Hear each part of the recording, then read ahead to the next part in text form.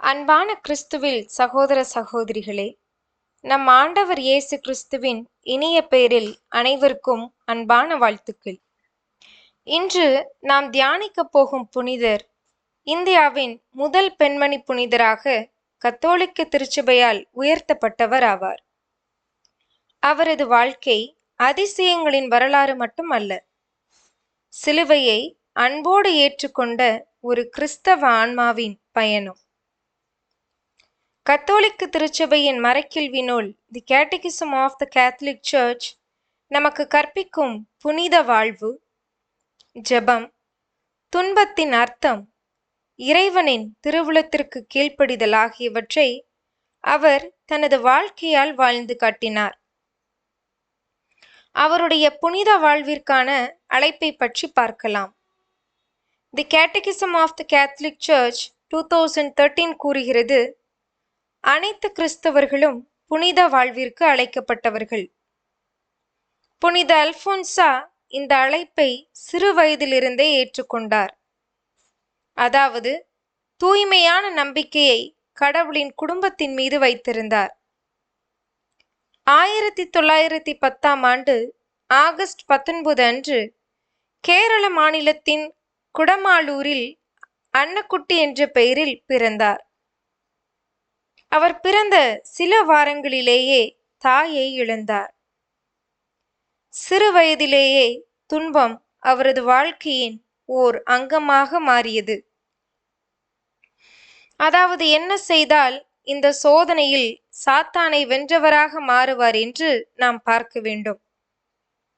அவர் இந்த துன்பங்களை எல்லாம் அனுபவித்துத்தான் ஆண்டவர் இயேசுவின் குடும்பத்தில் சேர வேண்டும் என்றால், எனக்கு அந்த குடும்ப உறவு வேண்டாம் என்று பொருள்படும் விதத்தில் நான் கிறிஸ்துவை மறுக்கிறேன் என்று சொல்லிவிடுவாரேயானால் அவர் சாத்தானிடம் தோற்று போய்விட்டவர் ஆவார். ஆனால் அவர் ஒரு வார்த்தையை கூட சொல்லவில்லை. அவர் துன்பத்தை வெறுக்கவில்லை. இறைவனிடம் இன்னும் நெருக்கமாக அழைத்துச் செல்லும் வழியாக அவர் அதை ஏற்றுக்கொண்டார். அன்னக்குட்டி தினமும் கடவுளிடம் சந்தான தத்தெடுப்பு கேட்டு ஜெபித்தார். இதற்கான உடன்படிக்கையை கடவுளிடம் செய்து கொள்ள தினமும் திருப்பலியில் பங்கேற்றார். நற்கருணை ஆண்டவரை ஆழமாக நேசித்தார். The catechism of the Catholic Church 1324 கூறுகிறது, நற்கருணை என்பது கிறிஸ்தவ வாழ்வின் மூலமும் உச்சியும் ஆகும். அதாவது நற்கருணை வழிபாட்டின் மூலமாகத்தான் கடவுளிடம் உறவு கேட்கிறோம். இந்த உறவு கேட்கும் செயல் இல்லாவிட்டால் கத்தோலிக்க மதத்திற்கும் உலகில் உள்ள மற்ற மதங்களுக்கும் எந்த வேறுபாடும் இல்லை என்றாகிவிடும். அதாவது கத்தோலிக்க மதமும் புறவினத்தார் மதமாக மாறிவிடும். எந்த மதம் புறவினத்தார் மதம் இல்லை என்றால், எந்த மதம் கடவுளின் குடும்ப அமைப்பை நம்பி அதை பிரதிபலிக்கும் மதமாக இருக்கிறதோ அது மட்டும்தான் புறவினத்தார் மதமாக இல்லாத மதம். இப்படிப்பட்ட நம்பிக்கை என்பது கத்தோலிக்க திருச்சபையிடம் மட்டும்தான் உள்ளது. மற்ற எல்லா மதங்களுமே நிறுவன முறையில்தான் அமைக்கப்பட்டதாக இருக்கின்றது. எனவேதான் நற்கருணை என்பது கத்தோலிக்க திருச்சபை வாழ்வின் ஆதி மூலமாக இருக்கின்றது. அதாவது நற்கருணையின் தேவையே கடவுளிடம் சந்தான உறவை கேட்கும் உடன்படிக்கையை நாம் செய்தோம் என்பதற்கான வெளியடையாளம்தான். இதற்கும் மேலான ஒரு மேலான நோக்கம் என்பது வேறு எங்கும் இல்லை. அதனால்தான் நற்கருணை கொண்டாட்டம் என்பது கடவுளால் ஏற்படுத்தப்பட்ட முறைமையும் உச்சியும் ஆகும். அவருடைய ஆன்மீக வலிமையின் இரகசியம் இதுவே. புனித அல்போன்சா அவர்களுடைய துறவற அழைப்பை பற்றி பார்க்கலாம். சிறு வயதிலிருந்தே அவர் தனது வாழ்வை இயேசுவுக்கே அர்ப்பணிக்க முடிவு செய்தார், விரும்பினார். ஆனால் குடும்பத்தினர் அவருக்கு திருமணம் செய்து வைக்க விரும்பினர். துறவற வாழ்வை இழந்துவிடக்கூடாது என்ற எண்ணத்தில் தனது காலில் தீக்காயம் ஏற்படும் அளவுக்கு தன்னைத்தானே காயப்படுத்தி கொண்டார். இதனால் திருமண திட்டம் கைவிடப்பட்டது. திருச்சபை இதை பின்பற்ற வேண்டிய செயல் என்று போதிப்பதில்லை. ஆனால் அவரது உள்ளத்தில் இருந்த இறைவனுக்கான முழு அர்ப்பணிப்பு எவ்வளவு ஆழமானது என்பதை இது காட்டுகிறது. கடவுளிடத்தில் யார் அதிகமான அன்பு வைத்திருக்கிறார்களோ அவர்களுக்குத்தான் அதிக சோதனை வரும். அந்த சோதனையை கண்டு அஞ்சி வெளியேறிவிட்டால் அவர்கள் உறவு கேட்கவில்லை என்று பொருள்படும். கடவுளை நேசிக்காதவர்களுக்கு சோதனை வராது. இந்த உண்மையை அல்போன்சா அம்மையார் அறிந்ததாலோ என்னவோ அவர் தன் துன்பத்திலும் இறைவனிடம் முழு அர்ப்பணிப்புடன் வாழ்ந்தார். பின்னர் அவர்கள் துறவற சபையில் இணைந்தார். அவருக்கு அல்போன்சா என்ற பெயர் வழங்கப்பட்டது. அவருடைய சிலுவையை தழுவிய வாழ்க்கையை பற்றி நாம் பார்க்கலாம். இது போன்று யாரெல்லாம் கடவுளிடம் அதிகமான அன்பு வைத்திருக்கிறார்களோ அவர்களெல்லாம் ஏன் சோதனைக்கு உட்படுத்தப்படுகிறார்கள் என்றால், சோதனையை கண்டு அஞ்சி நம்பிக்கையை விட்டு விடுகிறவர்கள் எல்லாம் கடவுள் மீது அன்பு இல்லாதவர்கள் என்று சாத்தான் தீர்ப்பு நாளில் காட்டி, மீட்பு பெறாமல் செய்வதற்காக சாத்தான் இவ்வுலகில் நல்லவர்களை துன்பங்கள் கொடுத்து சோதிக்கிறான் என்று பார்த்தோம் அல்லவா? அதன் அடிப்படையில் பார்க்கும் பொழுது புனித அல்போன்ஸ் அம்மையார் என்பவரும் கடவுளிடத்தில் அதிகமான அன்பு கொண்டவராக இருந்ததால் அவருக்கும் அதிகமான சோதனைகள் வர வேண்டும் அல்லவா?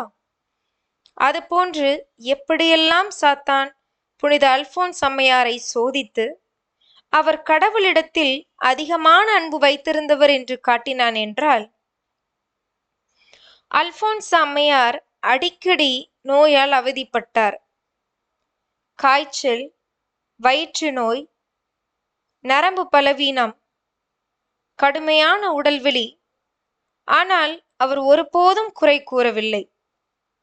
தி catechism of the Catholic Church 618 கூறுகிறது, கிறிஸ்துவின் பாடுகளில் நாமும் பங்கு கொள்ள அழைக்கப்படுகிறோம். அவர் தனது துன்பங்களை உலகின் இரட்சிப்பிற்காகவும் பாவிகளின் மனமாற்றத்திற்காகவும் இறைவனுக்கு அர்ப்பணித்தார். அல்போன்சா அம்மையார் மன்னிப்பின் புனிதர் என்று பார்க்கப்படுகிறார். அதை பற்றிய விரிவான விளக்கத்தை இப்பொழுது பார்க்கலாம்.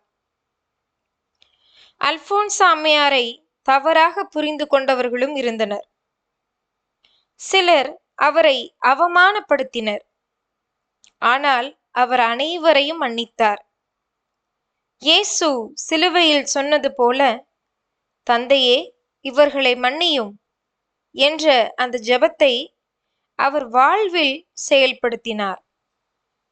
The catechism of the Catholic Church 2842 நமக்கு நினைவூட்டுகிறது, மற்றவர்களை மன்னிப்பது கிறிஸ்தவ வாழ்வின் மையம். மன்னிப்பது கிறிஸ்தவ வாழ்வில் எப்படி மையமாகும் என்றால், கடவுள் அதை ஒரு சோதனையாக வைக்கிறார். பொதுவாக ஒரு கடவுள் என்ன செய்ய வேண்டும் என்றால், கருப்பு திரைப்படத்தில் கூட அதை பார்க்கிறோம். அதில் என்ன காட்டப்படுகிறது என்றால், அநீதி நடக்கும் பொழுது அந்த சாமி குறுக்கிட்டு நீதி கற்றுத்தந்து கெட்டவனை இறுதியில் தண்டிக்கிறார் என்று பார்க்கிறோம். ஆனால் இயேசுவோ அது போன்று செயல்படாமல், மன்னித்து விடு, மன்னித்து விடு, நீ மன்னித்து விடு என்கிறார். வேறு விதமாக சொல்ல போனால் 7 முறை அல்ல 70 முறை மன்னிக்க வேண்டும் என்று சொல்கிறார். அதாவது வாழ்நாள் எல்லாம் மன்னிக்க வேண்டும் என்று சொல்கிறார். இப்படி மன்னித்துவிடு என்று எல்லா மனித அறநெறியாளர்களும் சொல்கிறார்கள். இந்த அறநெறியாளர்கள் சொல்வதற்கும் இயேசு சொல்வதற்கும் என்ன வேறுபாடு இருக்கிறது என்று நாம் பார்க்க வேண்டும். மற்றவர்களுக்காக நாம் பிறரை மன்னிக்கும் பொழுது மனித மரபை நம்பி அந்த மனித மரபை காப்பாற்ற நாம் மன்னிக்கும் செயலை செய்கிறோம். ஆனால் கிறிஸ்தவ வாழ்வில் நாம் பிறர் குற்றங்களை மன்னிப்பது என்பது இயேசுவுக்காக மன்னிக்கிறோம். அந்த செயல் எதை வெளிப்படுத்தும் என்றால், நாம் இயேசுவின் மீது வைத்துள்ள அன்பு எவ்வளவு தூரம் உண்மையானது என்று வெளிப்படுத்தும். அதாவது, இயேசு நிச்சயமாக நம் எதிரியை பழிவாங்கப் போவதில்லை என்று தெரிந்தும் இயேசுவுக்காக ஒரு செயலை செய்ய வேண்டுமென்றால் அது வீணான செயல் என்று நமக்கு மனித மரபு கற்றுத்தருகிறது. அப்படி இருந்தாலும் மனித மரபுக்கு எதிராக செயல்பட்டு ஒரு செயலை செய்ய வேண்டுமென்றால் அந்த மனித மரபை விட மேலான விதத்தில் யாரை மதிக்கிறோமோ அவர்களுக்காகத்தான் அந்த மனித மரபை நாம் மீற முடியும். இந்த ஒரு சோதனையைத்தான் கடவுள் நமக்கு வைக்கிறார். அதாவது, எவ்வளவுக்கு எவ்வளவு நாம் பிறருடைய குற்றங்களை மன்னிக்கின்றோமோ அவ்வளவுக்கு அவ்வளவு கடவுளை நாம் நேசிக்கிறோம் என்று அர்த்தம். எனவே சாத்தான் என்ன செய்வான் என்றால், நம்மை தவறாக புரிந்து கொள்கிறவர்கள் நம்மை அவமானப்படுத்துகிறவர் போன்று நமது சினத்தை தூண்டக்கூடிய செயலை நம்மை சுற்றி இருப்பவர்கள் செய்யும்படி ஒரு சூழ்நிலையை உருவாக்குவான். மத்தேயு 5:22 படி இயேசு என்ன சொல்கிறார் என்றால், தம் சகோதரர் சகோதரிகளிடம் சினம் கொள்கிறவர் தண்டனை தீர்ப்புக்கு ஆளாவார் என்று. அதாவது, சினம் கொள்வது என்பது மன்னிக்க மறுப்பதன் அடையாளம். அதாவது, மனித மரபு என்பது கடவுளுக்கு எதிராக சாத்தான் ஏற்படுத்தி இருக்கும் ஒரு நம்பிக்கை கோட்பாடு. அந்த நம்பிக்கையை நம்புவோர் கடவுளுக்கு எதிரான நம் நம்பிக்கையை கடைபிடிப்பவர்கள் ஆவார்கள். எனவே எனக்கு எதிராக ஒருவர் தவறு செய்தால் அவர் மீது சினம் கொண்டு பல்லுக்கு பல் கண்ணுக்கு கண் என்று பழி வாங்குவதுதான் நீதி என்று நமக்கு சொல்லித் தருவது மனித மரபு. அதற்கு எதிராகத்தான் இயேசு என்ன சொல்கிறார் என்றால், வாழ்நாள் எல்லாம் மன்னித்து கொண்டே இருக்க வேண்டும் என்றும் யாரையும் பழிவாங்க கூடாது என்றும் குறிப்பிடுகிறார். இதனால் மனித மரபு கடவுளாக இருக்கக்கூடிய கருப்புசாமி போன்ற கடவுள்களை வழிபடுபவர்களுக்கு இயேசுவின் போதனைகள் பிடிக்காது. ஏனென்றால் அவர்கள் எதிர்பார்க்கும் விதத்தில் ஒரு நீதி கடவுளாக இயேசு அவர்கள் கண்களுக்கு புலப்படவில்லை. மிகவும் தெளிவாக சொல்ல போனால், அவர்களை பொறுத்தவரை இயேசு என்பவர் ஒரு அநீதி கடவுள் ஆவார். அதாவது, கருப்புசாமி முகத்தில் மிளகாய் பொடி தேய்த்தால் அவர் எனக்காக என் எதிரியை பழிவாங்கி விடுவார். ஆனால் இயேசுவோ என்ன செய்கிறார் என்றால், மிளகாய் பொடியை அவர் முகத்தில் தேய்த்தாலும் பொறுமையாக இருந்து கொண்டு, தந்தையே இவர்களை மன்னியும் என்று ஜெபித்தார். அது மட்டுமல்லாமல் என்னை பார்த்து என்ன சொல்வார் என்றால், என்னிடம் திருட்டு போன பொருளை திரும்ப பெற்றுவிடாமல் வழக்கறிஞரையும் மன்னித்து விடு என்று கூறுவார். அதாவது, அவரும் மன்னித்து விடுகிறார், நம்மையும் மன்னிக்க சொல்கிறார். இப்படி சொல்வதற்கு எதற்கு ஒரு கடவுள் என்பதுதான் அநேக இந்தியர்களின் மனதில் எழும் கேள்வியாகும். இதையும் மீறி சில கிறிஸ்தவர்கள் முட்டாள்தனமாக இயேசுவை கடவுள் என்று ஏற்றுக்கொள்கிறார்களே, அது ஏன் என்றுதான் புரியவில்லை என்ற கேள்வியும் இவர்களுக்கு தோன்றும். பிறகு ஏன் இந்த கிறிஸ்தவர்கள் கடவுள் என்று ஏற்றுக்கொள்கிறார்கள் என்று பார்க்க வேண்டுமென்றால், அதிலும் குறிப்பாக கத்தோலிக்கர்கள் ஏன் கடவுள் என்று ஏற்றுக்கொள்கிறார்கள் என்று பார்க்க வேண்டும். கத்தோலிக்கர்களிடம் இருக்கக்கூடிய பதிலை தெரிந்து கொள்வதற்கு முன்பு மற்ற கிறிஸ்தவர்கள் இதற்கான பதில் என்ன சொல்வார்கள் என்று பார்த்தால், அவர்கள் அடையாளங்களை மட்டும் நம்பி இயேசுவை ஏற்றுக்கொண்டிருக்கிறார்கள். அதாவது, இயேசு அநீதியாளரோ இல்லையோ அதை குறித்து எங்களுக்கு கவலை இல்லை. அவர் அடையாளங்களும் புதுமைகளும் செய்வதால் அவர் நிச்சயமாக கடவுளாகத்தான் இருக்க வேண்டும். எனவே அவரை நம்புகிறோம் என்ற நிலைப்பாட்டை எடுக்கிறார்கள். அதோடு நிறுத்தாமல் மற்ற மதத்தை சேர்ந்தவர்களிடம் திருவிவிலியத்தை எடுத்து சென்று காட்டி இயேசுவின் அடையாளங்களையும் புதுமைகளையும் பட்டியலிட்டு காட்டி தன்னை போன்ற இயேசுவை ஏற்றுக்கொள்ள வேண்டும் என்று கட்டாயப்படுத்துகிறார்கள், வற்புறுத்துகிறார்கள். இதற்கு அவர்கள் பயன்படுத்தும் ஒரே வார்த்தை என்ன தெரியுமா? இயேசுவே உண்மையான கடவுள் என்று சொல்லும் வார்த்தை. நாம் என்ன தெரிந்து கொள்ள வேண்டும் என்றால், உண்மை கடவுள், போலி கடவுள் என்று இரண்டு விதமான கடவுள் இல்லை.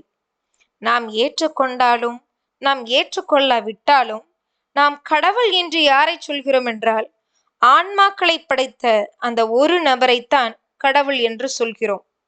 அதனால் யாராக இருந்தாலும், எந்த சாமியிடம் வேண்டுவோராக இருந்தாலும் அவருடைய வேண்டுதல் இந்த ஒரு நபரிடம்தான் சென்றடையும். அதாவது கருப்பசாமி என்ற ஒருவர் வல்ல செயல்கள் செய்வதாக நாம் நேரில் கண்டாலும் அந்த செயலை அந்த ஒரு நபர்தான் செய்கிறார் என்று கத்தோலிக்கர்கள் பார்க்க வேண்டும். அந்த ஒரு நபர்தான் இயேசு என்று நம்புகிறோம்.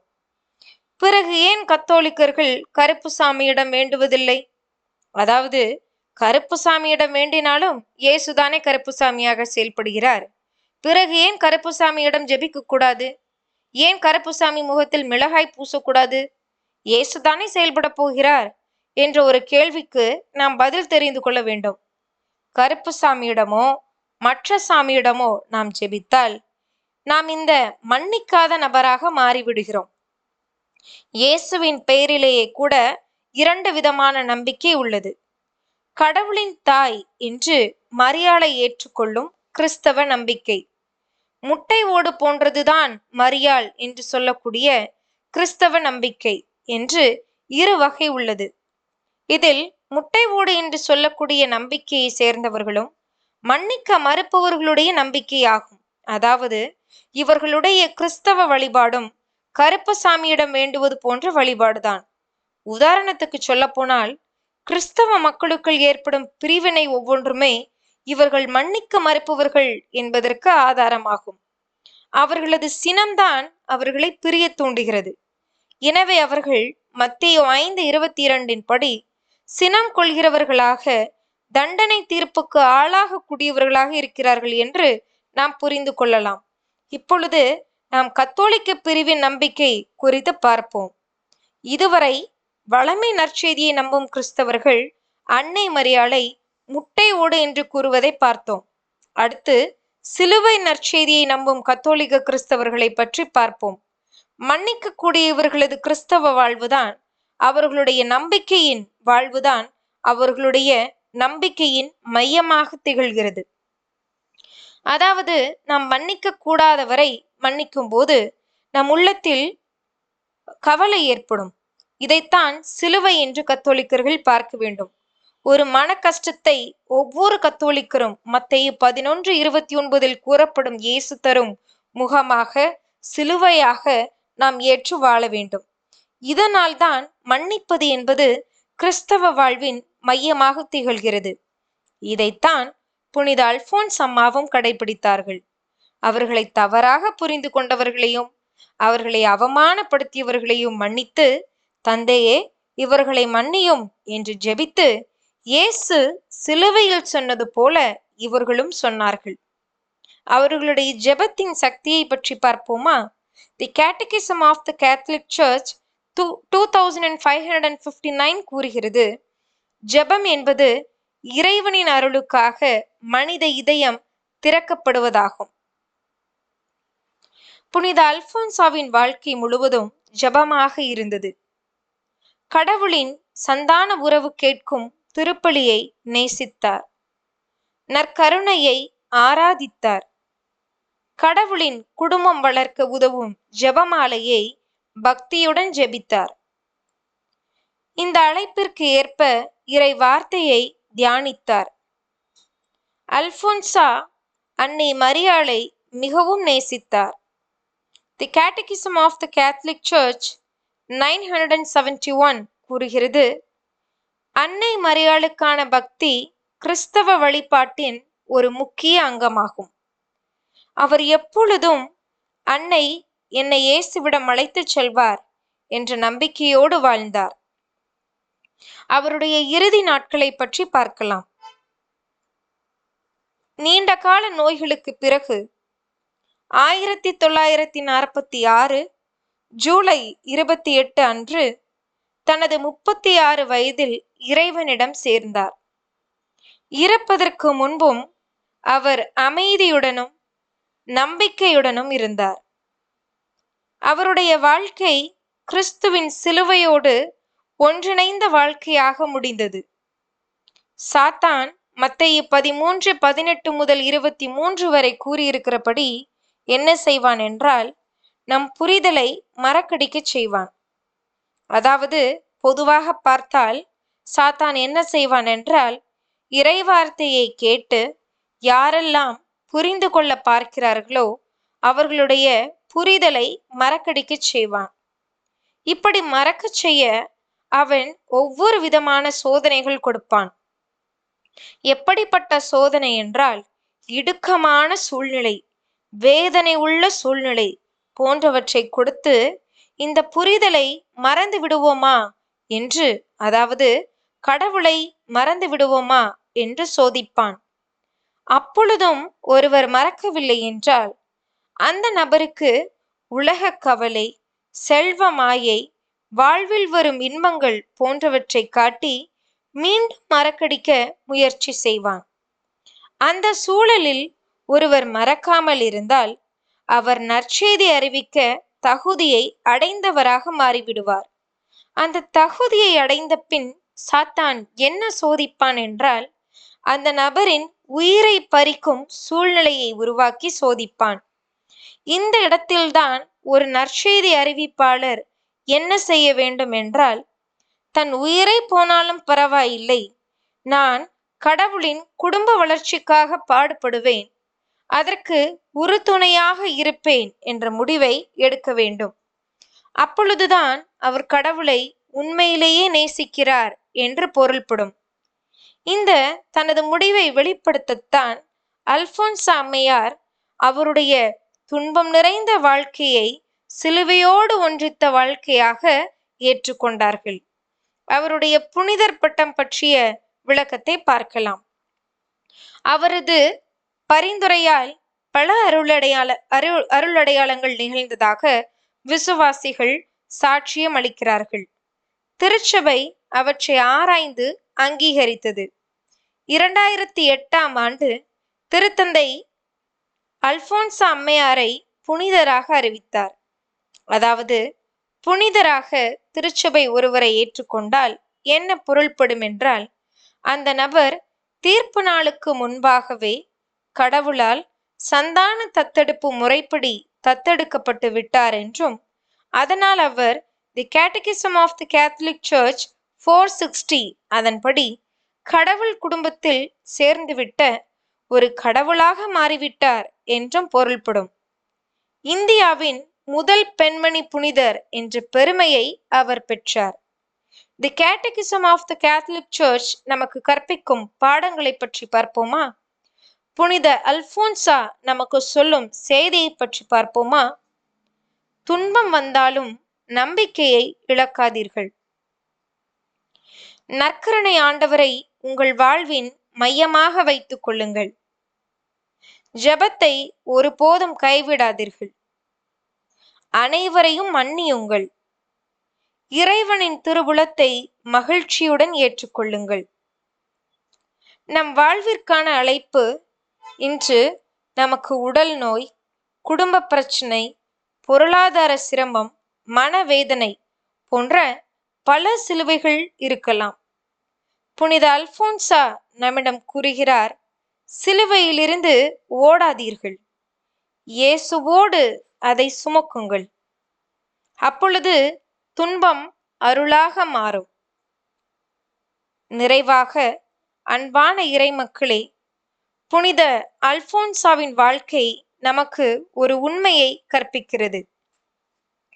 அதாவது இயேசுவின் அன்பு என்பது எப்படிப்பட்டது என்றால், லூக்கா 17:10 படி அடிமைகளாக இருக்கும் நம்மை எல்லாம் அடிமைகளாக பார்க்காமல் நம்மை அழைத்து அவரோடு சம பந்தியில் அமர வைக்க நம்மை எல்லாம் சந்தான தத்தெடுப்பு முறையில் ஃபீலியல் அடாப்ஷன் என்கிறோம் ஆங்கிலத்தில். அதன்படி தத்தெடுக்க விரும்புகிறார். இந்த அன்பு என்பது யாருமே செய்ய முடியாத அன்பு என்று விவிலியத்தில் லூக்கா 17:7 சுட்டிக்காட்டுகிறார்.